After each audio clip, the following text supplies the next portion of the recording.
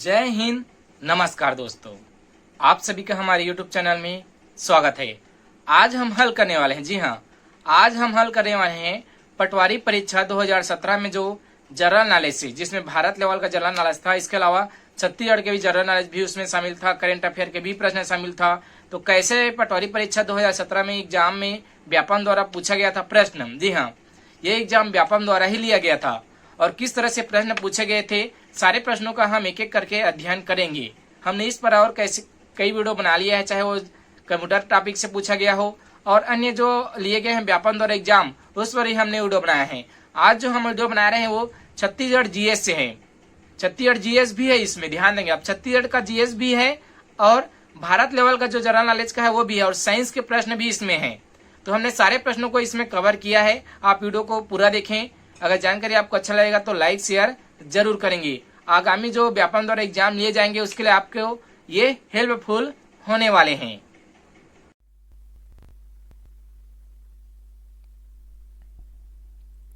General knowledge का पहला प्रश्न है, एक टेलीविजन का रिमोट किससे संबंधित होता है? इसका करेक्ट आंसर लिया गया, जी हाँ, व्यापम द्वारा जो करेक्ट आंसर लिया गया है उसी के अनुसार ही हम सारे प्रश्नों का अध्ययन करेंगे। तो एक टेलीविजन का जो रिमोट होता है वो अवरक्त संकेतों से संबंधित होता है, अर्थात इंफ्रारेड सिग्नल से संबंधित होता है। इंग्लिश में भी आप इस तरफ देख सकते हैं। अगले प्रश्न पर चलते हैं। अगला प्रश्न आपके स्क्रीन पर शो हो चुका है और ये 87वां प्रश्न है। हम जनरल नॉलेज के जो प्रश्न पूछे गए उन प्रश्नों को अध्ययन कर रहे हैं और अन्य कंप्यूटर, हिंदी, इंग्लिश, इसके अलावा जो छत्तीसगढ़ जीएस है उसका आप देखना चाहेंगे तो सारे वीडियो का आपको यहाँ पर आई बटन आ रहा होगा, यहाँ पर आपको आई बटन इस पर मिल जाएगा। इसके अलावा आपको लास्ट में इंड स्क्रीन में भी मिलेगा। इसके अलावा आप डिस्क्रिप्शन बॉक्स में ओल्ड क्वेश्चन के जो प्लेलिस्ट बनाए गए हैं वहां से अध्ययन कर सकेंगे। दूसरा प्रश्न है, प्रसिद्ध गायत्री मंत्र निम्नलिखित में से किस वेद में है? जी हाँ, तो ये है ऋग्वेद। ऋग्वेद में है गायत्री मंत्र, ये इसका करेक्ट आंसर है। इसके बाद आ चुका है अगला प्रश्न। अगला प्रश्न है, एक देश के आर्थिक विकास को मापने का सबसे उपयुक्त मापदंड कौन सा है? जी हाँ, सबसे उपयुक्त मापदंड कौन सा है? तो इसका आंसर है डी ऑप्शन, मानव विकास सूचकांक इसका करेक्ट आंसर है। ध्यान देंगे, मानव विकास सूचकांक सबसे अच्छा मापदंड है।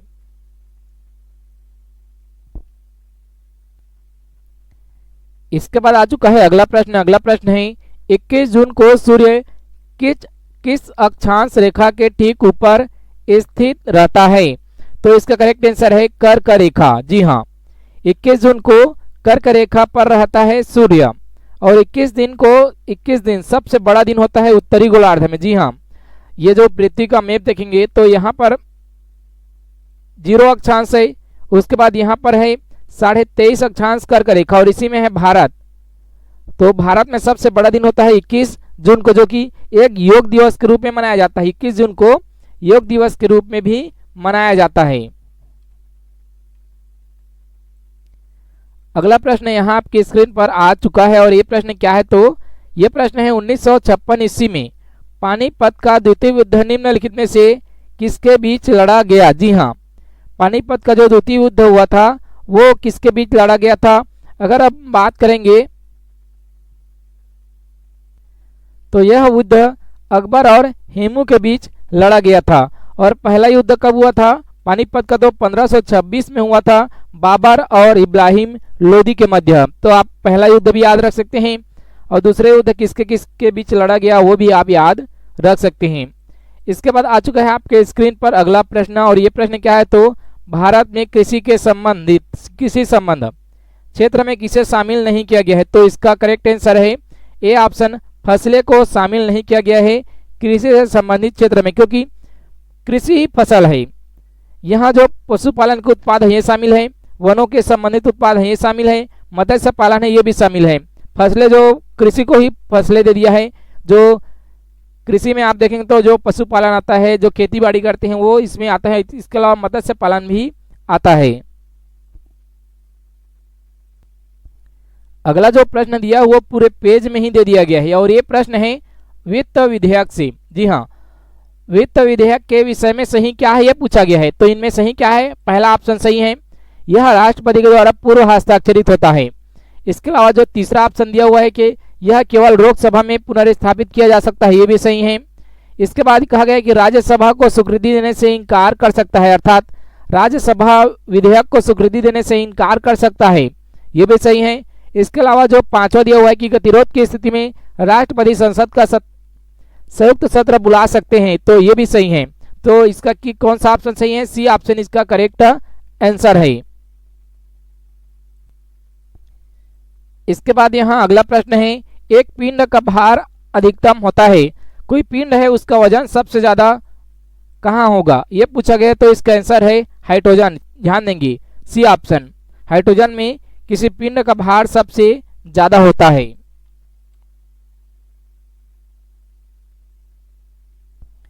अगला प्रश्न है यहाँ पर, अगला प्रश्न है मनुष्य की आंख में किसी वस्तु की तस्वीर कहाँ पर बनती है? जी हाँ, तो इसका आंसर है रेटिना। मनुष्य की आंख में किसी वस्तु का प्रतिबिंब किसमें बनता है? रेटिना। अगर हम कभी आंख दान किया है, ऐसा आपने सुना होगा, तो आंख जब दान किया जाता है तो किसको काट कर दिया जाता है? क से कर्निया, कर्निया को दान किया जाता है।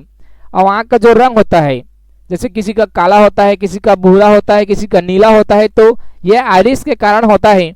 तो जैसे भी प्रश्न पूछे आप सभी का जान सकते हैं कि किस तरह से ये प्रश्न बनते हैं और कैसे पूछे जाते हैं। इसके बाद आ चुका है पंजाब का एक महत्वपूर्ण नकदी फसल है, तो इसका करेक्ट आंसर क्या है? ए ऑप्शन कपास इसका करेक्ट आंसर है। क्वेश्चन रिपीट होते हैं, इसीलिए प्रीवियस ईयर के क्वेश्चन बहुत ज्यादा इंपॉर्टेंट होते हैं आने वाले एग्जाम के लिए। इसके बाद अगला प्रश्न, अगला प्रश्न है लू किस प्रकार के पवन का उदाहरण है? तो यह है स्थानीय पवन, अर्थात एक लोकल विंड है, एक लोकल पवन है लू।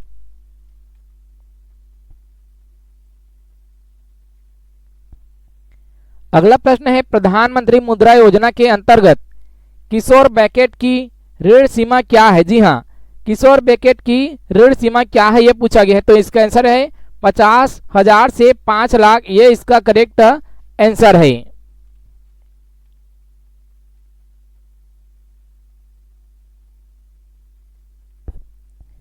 यह अगला प्रश्न आपकी स्क्रीन पर शो हो चुका है और ये प्रश्न क्या है? तो एक नागरिक जिसे भारतीय सर्वोच्च न्यायालय के चुनाव लड़ने के अयोग्य घोषित किया, तथापि जिसे राज्य के राज्यपाल ने मुख्यमंत्री के पद पर नियुक्त किया था, उस मुख्यमंत्री और राज्यपाल और राज्य का नाम बताइए पूछा गया। जी हाँ,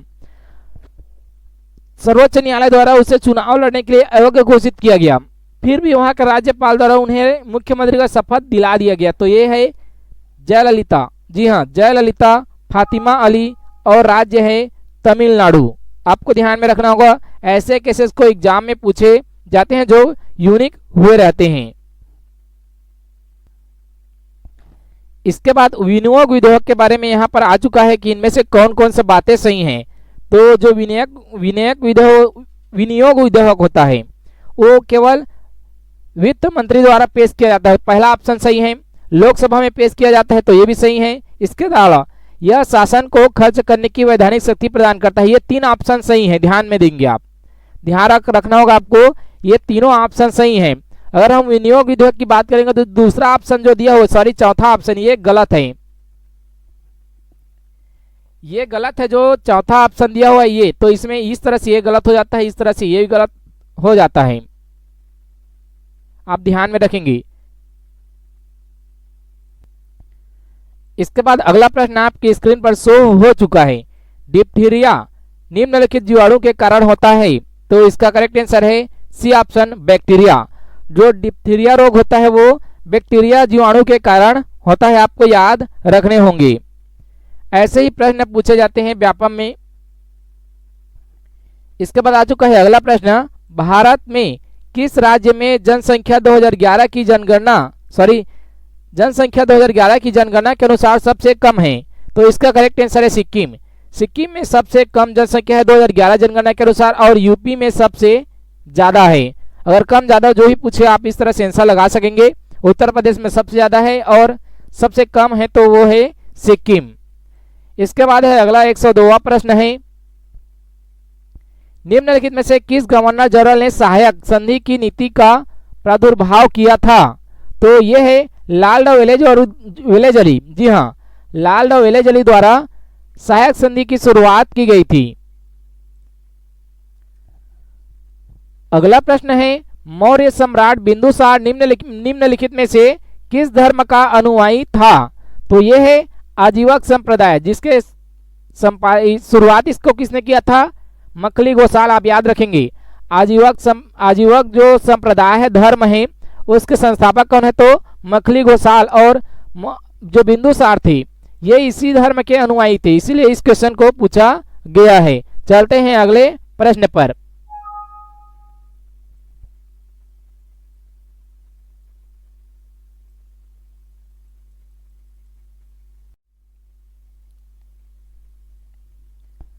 अगला प्रश्न यहाँ आपके स्क्रीन पर आ चुका है, स्वतंत्र भारत के प्रथम गृह मंत्री निम्नलिखित में से कौन थे? जी हाँ, तो इसका करेक्ट आंसर है ए ऑप्शन, सरदार वल्लभ भाई पटेल स्वतंत्र भारत के पहले गृह मंत्री हुए थे।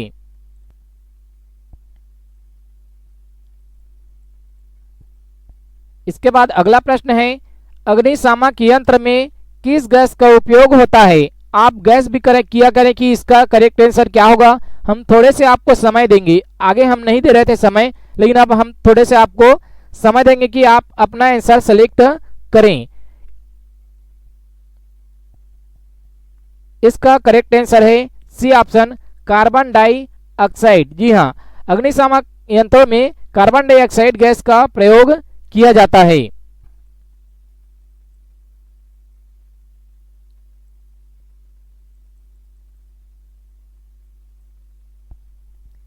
अगला प्रश्न आपके स्क्रीन पर आ चुका है। यह प्रश्न है, चक्रवात के केंद्र में कौन सा वायुदाब पाया जाता है? जी हाँ, चक्रवात के केंद्र में कौन सा इस तरह से चक्रवात आता है तो उसके केंद्र में कौन सा, यहाँ पर केंद्र में कौन सा दाब पाया जाता है ये पूछा गया है। तो इसका आंसर है निम्न दाब पाया जाता है। जी हाँ, क्या दाब पाया जाता है? निम्न दाब पाया जाता है। अगला प्रश्न है, 500 1000 नोट के बंद करने के कौन से उद्देश्य नहीं है? जी हाँ, 4 ऑप्शन इसमें दिया हुआ है, 3 में से कौन सा उद्देश्य नहीं है ये आप सबसे पहले गैस करें, आंसर इसका क्या होगा।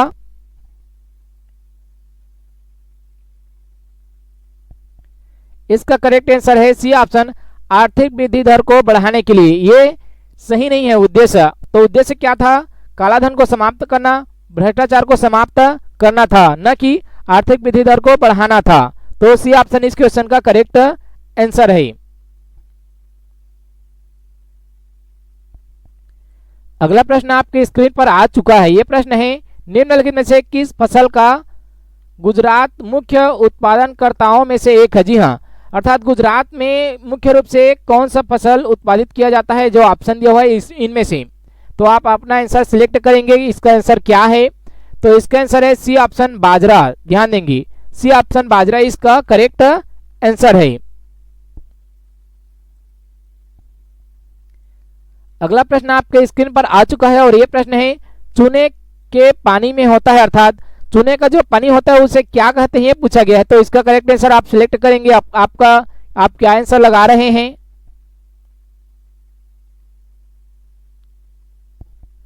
इसका करेक्ट आंसर है पहला ऑप्शन, कैल्शियम हाइड्रोक्साइड। जी हाँ, पहला ऑप्शन इस क्वेश्चन का सही आंसर है।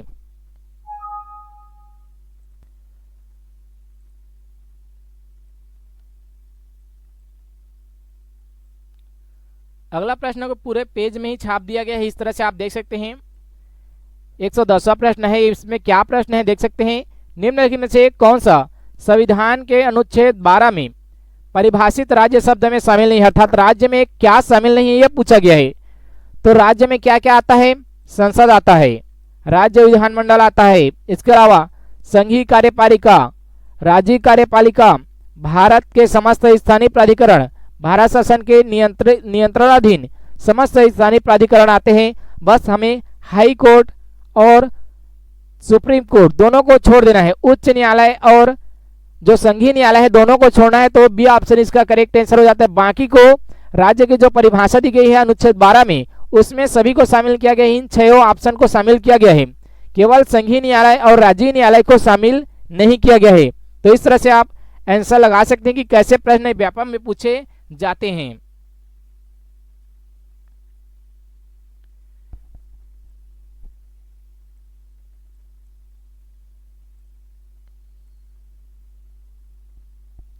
इसके बाद अगला प्रश्न यहाँ आ चुका है, संसद की सदस्यता के संदर्भ में लाभ का पद शब्दावली में क्या सम्मिलित है। जी हाँ, लाभ का पद कहने का मतलब क्या होता है यह पूछा गया है। तो उपरोक्त सभी इसका करेक्ट आंसर है।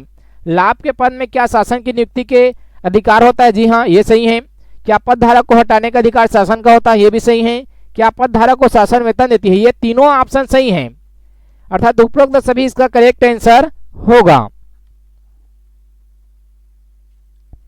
इसके बाद आ चुके हैं अगले प्रश्न पर, भारत में 2016-17 में कौन सी पंचवर्षीय योजना समाप्त हो रही है। जी हाँ, तो इसका करेक्ट आंसर है 12वीं पंचवर्षीय योजना 2016-17 में समाप्त हो चुकी है। अब 15 वर्षीय योजना प्रारंभ हो गया है। पंचवर्षीय योजना यहाँ से पूरी तरह से समाप्त हो चुका है। 113वां प्रश्न है, निम्नलिखित में से किस वर्ष में महात्मा गांधी ने असहयोग आंदोलन स्थगित किया था। तो जी हाँ, 1922 में हुआ था चौरा चौरी कांड। और असहयोग आंदोलन कब हुआ था, तो असहयोग आंदोलन 1920 में हुआ था, जिसके 2 साल बाद चौरा चौरी कांड हुआ, जिसके कारण से महात्मा गांधी जी द्वारा असहयोग आंदोलन को स्थगित कर दिया गया था। अगर असहयोग आंदोलन समाप्त कब हुआ कहेगा तो 1924 में असहयोग आंदोलन समाप्त हुआ था।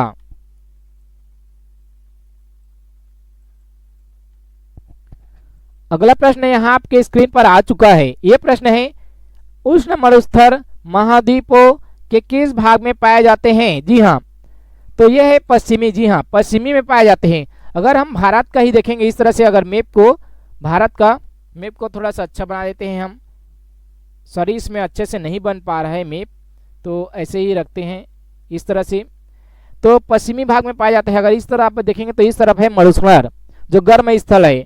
उष्ण मरुस्थल कहने का अर्थात जो रेगिस्तानी एरिया होता है वो होता है। तो पश्चिमी एरिया में ज्यादातर पाए जाते हैं महाद्वीप में।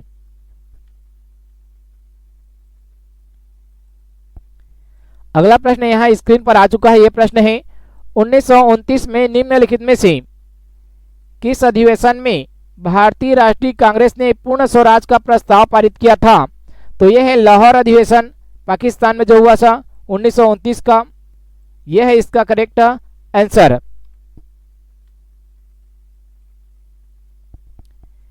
इसके बाद अगला प्रश्न आ चुका है, संविधान में कितने भाग हैं। जी हाँ, संविधान में कितने भाग है, तो 22 भाग है। ध्यान में आपको रखना होगा, संविधान में कितने भाग है, तो 22 भाग है और 12 अनुसूचियां हैं।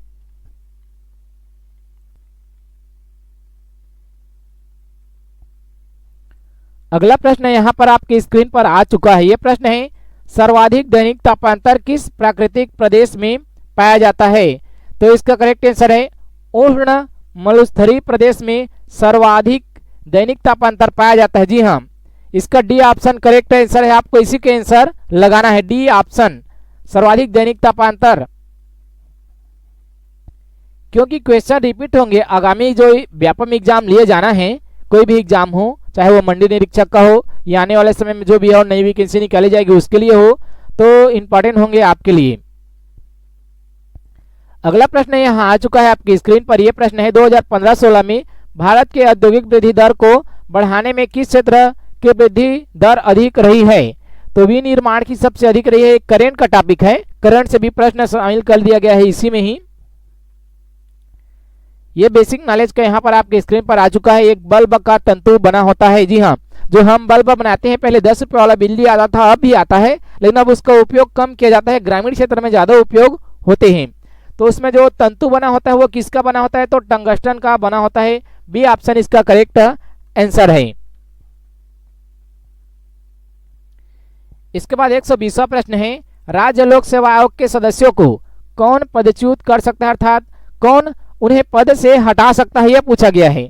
क्योंकि संविधान में पदच्युत शब्द का प्रयोग किया जा रहा था, इसलिए क्वेश्चन में भी ऐसे पूछ लेते हैं कि हम ऐसे सीधे कर सकते हैं, छत्तीसगढ़ लोक सेवा आयोग के जो सदस्य हैं उन्हें कौन हटा सकता है? तो इसका करेक्ट आंसर है ए ऑप्शन, राष्ट्रपति उन्हें उनके पद से हटा सकता है, चाहे वो सदस्य हो चाहे अध्यक्ष हो।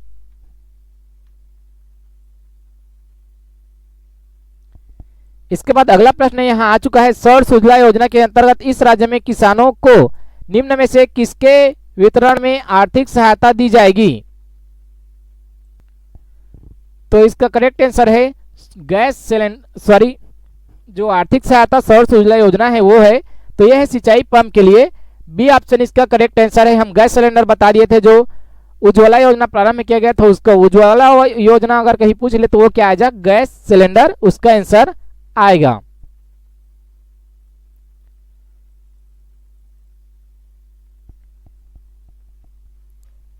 इसके बाद अगला प्रश्न है, भारत के वर्तमान मुख्य न्यायाधीश कौन है? इसको आप कमेंट बॉक्स में कमेंट करेंगे। जब एग्जाम लिया तो GS जगदीश सिंह केहर थे, लेकिन अभी कौन है इसको आप कमेंट बॉक्स में कमेंट करेंगे। अभी 48वें नंबर का नया चीफ जस्टिस आ चुका है, तो इसको आप कमेंट बॉक्स में कमेंट करेंगे कि कौन है।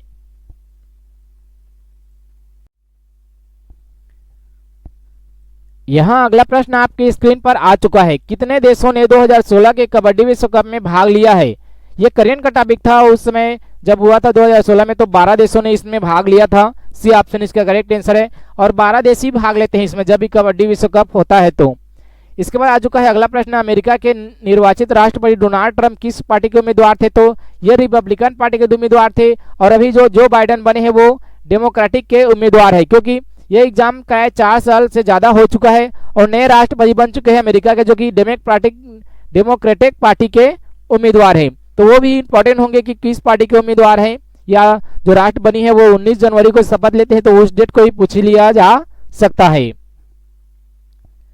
हरजीत सिंह किस खेल से संबंधित है? उसे किस खेल में प्रसिद्धि मिली है, ये पूछा गया है। तो यह है हॉकी जूनियर विश्व कप, और ये इसका करेक्ट आंसर है।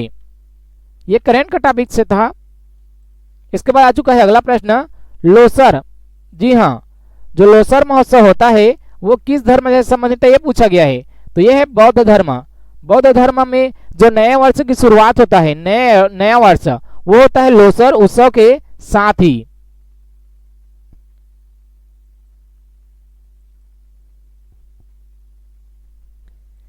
क्षेत्रफल की दृष्टि से इस राज्य का देश में क्या क्रम है? जी हाँ, क्षेत्रफल की दृष्टि से छत्तीसगढ़ का स्थान कौन सा है? तो इसका करेक्ट आंसर है 10वां। जी हाँ, सी ऑप्शन इसका करेक्ट आंसर है।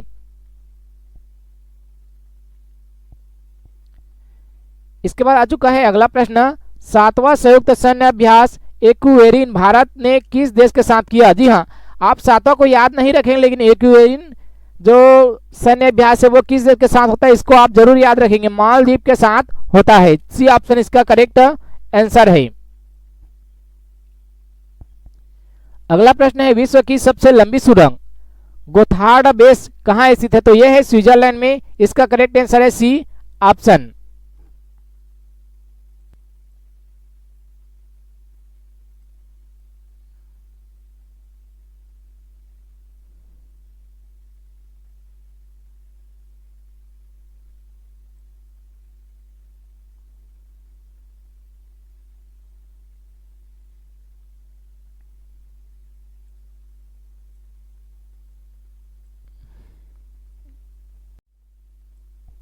अगला प्रश्न यह है, निम्न में से किस खिलाड़ी ने एक कैलेंडर वर्ष में 3 शतक बनाए हैं? तो इसका करेक्ट आंसर है उपरोक्त सभी। ब्रेडम मैकुलम हो या रिकी पेंटिंग हो या विराट कोहली, तीनों ने एक कैलेंडर वर्ष में 3 शतक बनाए हैं। अगला प्रश्न है, मरवा थर्मल पावर प्लांट इस राज्य के किस जिले में है? इस पर हमने कम्युनिटी टैब में भी प्रश्न डाला था, जिसमें बहुत सारे लोगों ने गलत जवाब दिया था। आप इसका करेक्ट आंसर कमेंट करेंगे। 101 कैसे कमेंट करेंगे? तो आप 131, और इसका करेक्ट आंसर क्या है ये आप कमेंट करें। तो ये है जांजगीर चांपा जिला में मड़वा, इसे मरवा भी कहते हैं और मड़वा भी कहते हैं, दोनों नाम एक ही है। और इसका नाम अटल बिहारी वाजपेयी के नाम पर किया गया है। अब इसे Atal Bihari Vajpayee thermal power plant Marwa कहते हैं। अगला प्रश्न यहाँ आ चुका है आपके स्क्रीन पर। यह प्रश्न है, इस राज्य का कौन सा विश्वविद्यालय प्रबंधकीय प्रौद्योगिकी से संबंधित है? तो ये है ए ऑप्शन, महर्षि विश्वविद्यालय प्रबंधकीय प्रौद्योगिकी से संबंधित है। पहला ऑप्शन इस क्वेश्चन का करेक्ट आंसर है।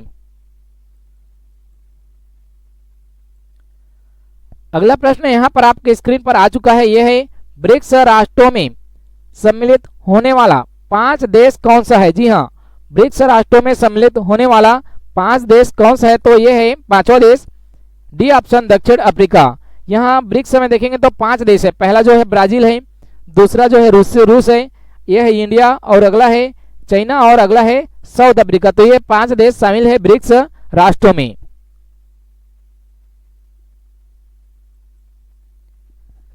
अगला प्रश्न है 134वां प्रश्न, घुमरा नृत्य किस प्रदेश का लोक नृत्य है। तो यह है उड़ीसा। और आगे जो प्रश्न है ये छत्तीसगढ़ से संबंधित है, उस पर हमने एक अलग ही वीडियो बना दिया है ताकि वीडियो एक साथ ज्यादा लंबा ना हो, आप बोर ना हो, इसलिए। ऐसे तो आप बोर होते ही नहीं है। अगर जानकारी आपको अच्छा लगे तो लाइक शेयर जरूर करेंगे। अगर आपने हमारे यूट्यूब चैनल को अभी तक सब्सक्राइब नहीं किए होंगे तो सब्सक्राइब करेंगे। इसके अलावा आप हमें फेसबुक में फॉलो कर सकते हैं, नीचे फेसबुक का लिंक दिया गया है।